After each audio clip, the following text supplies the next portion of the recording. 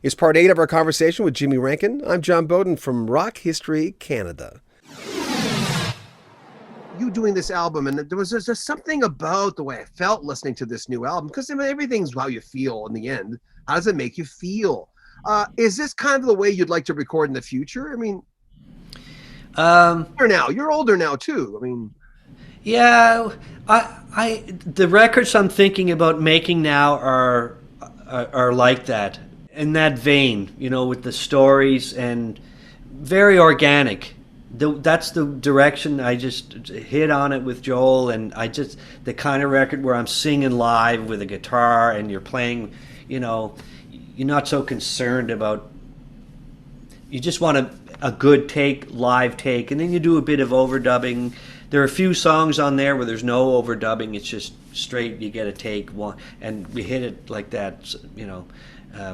But I think that's kind of where I am right now, because I've come back east. And I was thinking about making this record when I lived in Nashville, but I didn't think I could get the kind of record in Nashville. It would end up sounding Appalachian, and I wanted it to sound East Coast. And that's what I was talking about. It's like, if you're in this region, you know, there's a certain way people want things to sound, to understand the sound, and we have our own sound here. You know, there's so many different genres of music here, but we have our own way of thinking here. I don't know if I'm coming through with that, but I think it really came through in this record. When you were 18 years old, speaking of record collections, what kind of stuff were you listening to? Oh, I was lucky. Like I said, the first music I probably listened to was Cape Breton fiddle music. But my parents were fans of music, and then I had a lot of older siblings who listened to everything that was on the go.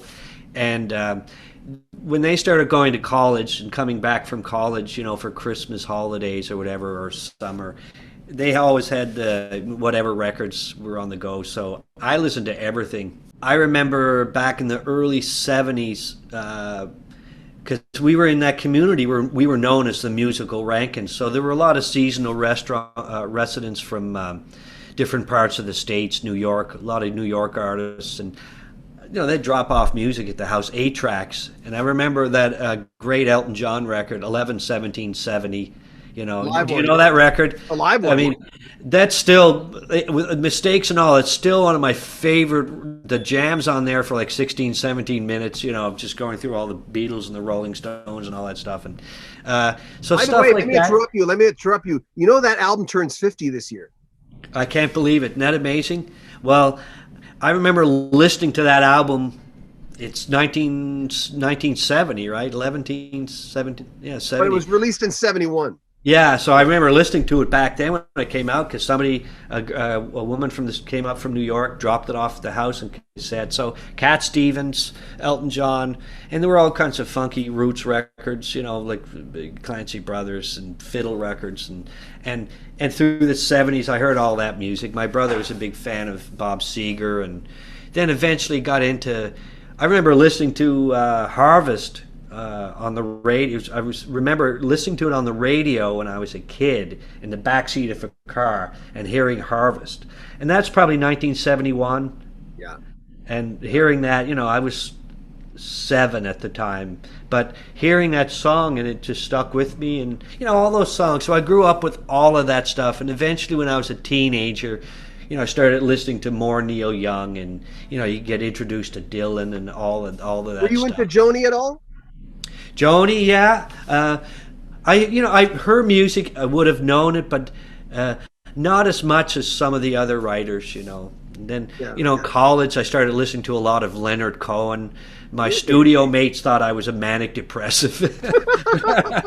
You know, and then you hear great stuff in college. Like I remember listening to REM back in the 80s, and they were first coming out, and you know, Elvis Costello, and I remember listening to the Sex Pistols in the 80s, you know, because people wouldn't expect that, because they pigeonhole artists, especially artists that do your different types of music. They pigeonhole people all the time. Well, the thing is, if you're I grew up in a very rural community, but you know, talk to somebody who was in, you know, I've talked to people from Russia who were in the Soviet Union during communism, they would get bootleg copies of the White Album and things like that. So there was always somebody who had remember a Columbia record. Yeah. So you'd find somebody who had a great record collection, and you would go over to their stereo and you'd get a box of cassettes, and you'd fill it up with whatever music you could find. And so I had, a lot of cassette tapes, and I listened to everything. And I always liked classical music on CBC. I was listening to classical. I listened to everything, but eventually it was the singer-songwriters that took hold of me.